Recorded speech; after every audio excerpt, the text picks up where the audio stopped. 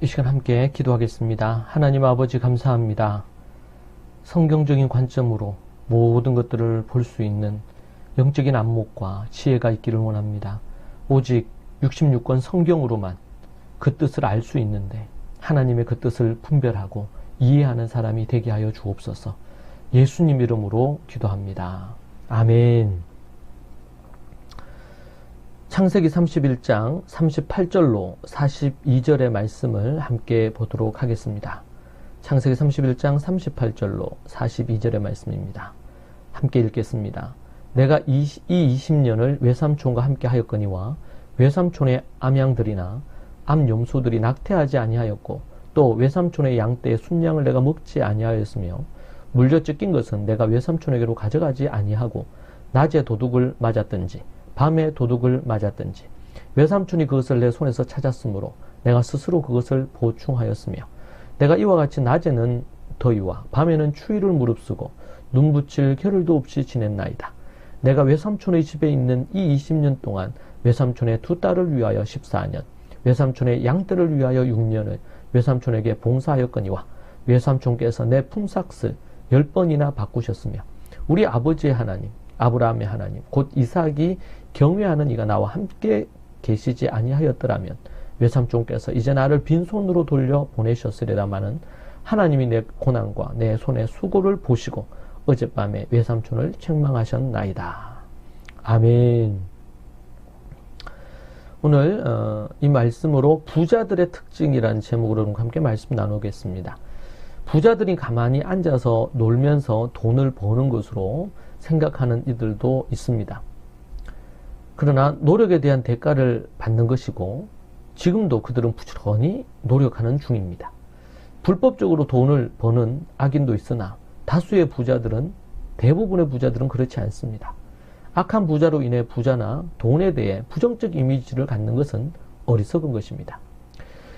뉴욕 주립대 교수 윌리엄 디 덴코 교수와 작가 토마스 제이 스테니는 오랜 기간 연구조사하여서 그 결과로 1997년에 이웃집 백만장자라는 책을 출간해서 베스트셀러가 되었습니다. 미국 순재산 100만 달러 이상을 가진 부자들, 그 당시 최상위 3.5%에 속하는 이들을 대상으로 부자들만의 공통된 특징을 리서치해서 쓴 책입니다. 거기에 소개를 보면 부자들의 7가지 특징이 나옵니다.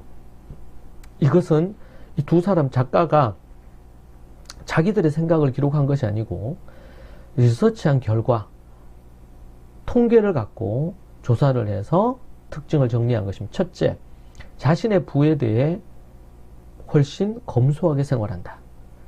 부자라고 한다고 해서 사치하거나 아니면은 고가의 아니면 명품의 이런 것을 사용하기보다는 검소하게 생활한다. 두 번째, 부를 축적하는 데 도움이 되도록 시간과 에너지와 돈을 효율적으로 할당한다.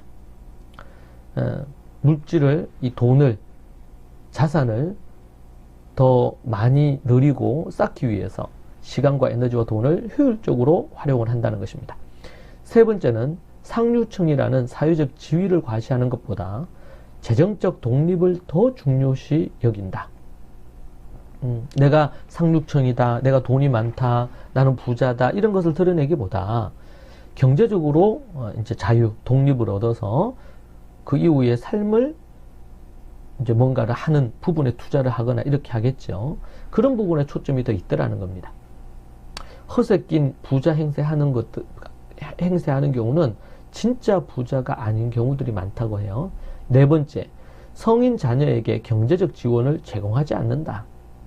어떤 자녀는 그 아버지가 돌아가시고 나서야 부모의 재산이, 부모가 얼마나 큰 부자였는지 알았다고도 하는 사례가 있습니다.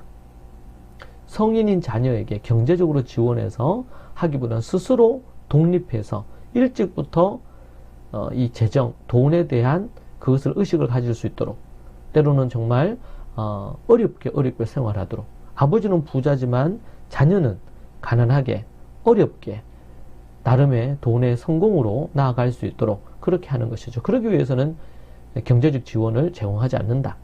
다섯 번째, 그들의 성인 자녀들은 경제 면에서 자립적이다. 이게 4번과도 연관이 되는데 스스로 독립하고 스스로 자신의 이 경제과 관련돼서 책임을 지더라는 거죠. 6번째, 돈 벌 기회를 잡는데 능숙하더라는 겁니다. 돈을 벌 수 있는 어떤 기회에 돈벌이가 될 만한 부분들에 대한 것을 잘 캐치하고 그것을 또 잘 활용을 해서 돈을 만들어내더라는 것이죠. 7번째, 적절한 직업을 선택하더라는 것입니다. 자, 이 책은 통계를 바탕으로 부자의 특징을 정리한 내용으로 참조할 만한 가치가 있다고 저는 생각합니다. 20년이 지난 최근에 후소편, 20년 만에 후소편이 나왔는데요. 이웃집 백만장자 변하지 않는 부의 법칙이라는 제목으로 한국에 출판이 되었습니다. 이웃집 백만장자라고 얘기했는데 이제 변하지 않는 부의 법칙. 이 말은 뭐냐면 20년 동안 지났지만, 세월이 지났지만 이 7가지 특징은 여전히 유효하더라는 것입니다. 이는 하나님께서 일반 은총 안에 허락하신 원리들 중에 일부일 것입니다. 앞서 돈과 관련해서 우리는 중요한 덕목, 만족, 정직, 부지런함을 살펴보았습니다. 성경과 돈에서 다룬 검소한 생활, 겸손, 책임감, 지혜와도 연관이 되는 부분입니다. 오랜 연구와 리서치 결과인 7가지 특징은 이 3가지 덕목과 더불어 성경에서 얘기하는 이 부를 가진 사람들의 덕목, 그 부분과 더불어 실제적인 팁을 제공하기에 충분합니다. 하늘 부자와 세상 부자의 공통된 영역이 있는데 이 책이 그런 공통된 영역에 지혜를 주는 책이 아닌가 생각합니다. 성도들은 부자 되려 애쓰지 말아야 한다고 성경은 말합니다. 주 안에서 지혜와 성실 그리고 정직함으로 행하고 돈의 주인이 하나님이심을 인정하고 그 하나님을 따라야 되지 돈을 따라서 안 됩니다. 돈은 그 하나님을 믿는 자들의 삶 속에 따라오는 것이어야 됩니다. 먼저 그의 나라와 그의 의를 구할 때에 하나님께서는 돈의 따라오도록 만들어주시고 부어주십니다. 이것이 하늘 부자입니다. 이삭의 삶을 통해 알 수 있듯이 하늘 부자에게 가장 중요한 것 중 하나는 하나님과의 관계입니다. 그분의 뜻에 철저히 순종하는 것입니다. 그분으로부터 오는 지혜를 얻는 것이죠. 100배의 소출, 이삭에게 있어서 100배, 지금으로 얘기한다면 그 당시가 매우 흉년이 들었으니까 거의 10,000배에 가까운 이 소출을 얻게 된 것은 순종이었습니다. 순종의 결과로 이러한 결과가 생긴 것입니다. 이삭은 여느 때와 다르지 않게 종들과 함께 일했을 것입니다.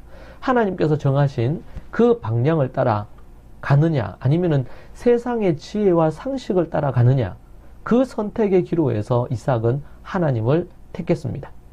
성도들은 모세 오경과 사복음서 그 외에 성경에 나타난 돈에 대한 바른 개념을 갖고 세상의 소리를 분별하고 검증해야 합니다.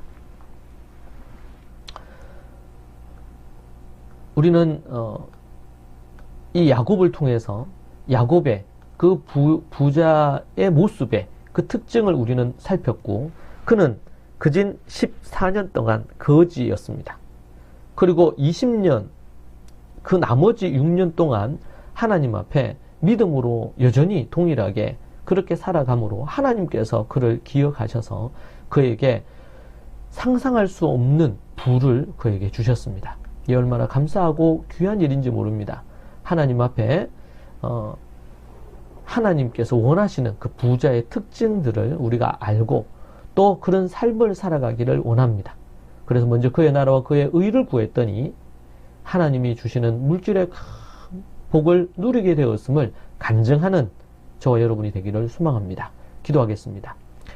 하나님 아버지 감사합니다. 날마다 새 영을 우리에게 부어주시고 성령으로 기름 부어주시고 하나님이 주시는 그 큰 뜻을 이해하고 알게 하신 것 감사합니다. 오직 주님의 뜻을 알게 해주시고 또 세상에서도 정말 하나님이 기뻐하시는 부가 무엇인지 부자가 어떠해야 되는지 일반 은총 속에 발견하는 원리들도 있습니다. 성경에서 부자의 특징들을 잘 알아 그것을 실천함으로 열매 맺는 모든 우리 식구들이 될 수 있도록 인도하여 주옵소서. 예수님 이름으로 기도합니다. 아멘.